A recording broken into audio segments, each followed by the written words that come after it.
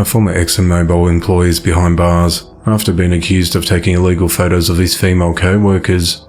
30-year-old Zachary Aaron Butler reportedly took the invasive photos and videos of female colleagues at the ExxonMobil Spring, Texas campus. Investigators said that Zachary would frequently ask female co-workers to go with him to buy coffee or to take walks after long periods of sitting. While going on walks with them, he would suggest they take the enclosed stairs instead of the elevator. Employees said that Zachary had been taking upskirt photos of them for the past year or more. Zachary reportedly denied the allegations at first. He gave the investigators permission to search his phone, where they found a vault of 35 pictures and 25 videos of upskirt-style videos. The photos were found in an app called Private Photo Vault that the authorities say was previously installed, but then uninstalled again on the 8th of August 2021. When questioned, investigators say that Zachary admitted to taking upskirt videos of several of his co-workers. In each video, a cell phone was reportedly placed under the hemlines of women's skirts or dresses in order to capture views of their clothed buttocks and genitalia areas. These videos were reportedly edited to add slow motion and an audio track. On the 11th of November 2022, Zachary was arrested and charged with 2 counts of felony invasive visual recording. He was booked into the Harris County Jail, where his bond was set at $30,000. A man is behind bars for allegedly carjacking his Tinder date at gunpoint last year and trying to sell a car back to her for $500.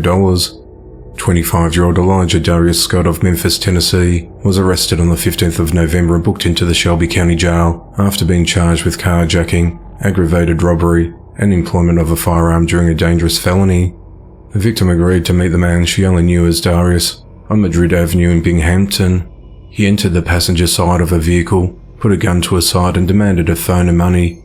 Panicked, the victim fled a 2007 Kia Rondo, at which point Darius drove off, also allegedly taking with him her iPhone, purse and $50 in cash.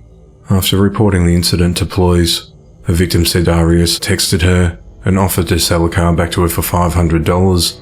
Darius, who remains in jail on a $260,000 bond, was also accused in July of 2021 of being one of 4 people who allegedly stole $60,000 worth of items from a woman's home in Memphis. The authorities reported that at the time, they found the stolen goods with Darius and 3 others in the house next door. Their charges against him were later dropped. 68-year-old Richmond Raymond Mack of East Point, Michigan, is behind bars and is accused of trying to kill his 35-year-old son Vince Mack following a verbal dispute. The authorities said that on Wednesday the 16th of November, Richard got into an argument with Vince in the 24,000 block of Kelly Road. Richard reportedly retrieved a knife and approached his son, and the altercation became physical. During the fight, Richard allegedly stabbed his son in the abdomen and head. Richard was arrested at the scene, and Vince was transported to the local hospital where he is expected to recover. Richard was charged with assault with intent to murder and domestic violence. He was arraigned on Thursday the 17th of November, and his bond has been set at $250,000. Macomb County Prosecutor Peter Lucido said, "This is a sad situation for the family. A family argument should never escalate to any type of violence," he said. 26-year-old Ethan Myers is behind bars after he allegedly killed 36-year-old Sarah Hobson by bashing her head in with a rock and dismembering her body.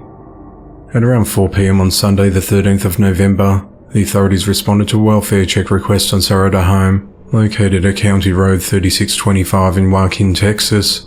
The police said that Alan Price and Teresa Louvier went to the sheriff's office and requested the check, telling deputies that they believed Ethan had done something to Sarah. They told deputies that Ethan and Sarah had been staying with them at their residence, and Ethan had begun acting strangely and was covered in blood before fleeing the house. Alan and Teresa said they had not seen Sarah since the night before, and that Ethan was involved in cold activity. During a search of the home, deputies found the victim wrapped in carpet, with large wounds to the right side of her head and forehead. Authorities also found the victim's toes, fingers, and both of her ears in a clear freezer bag between her legs.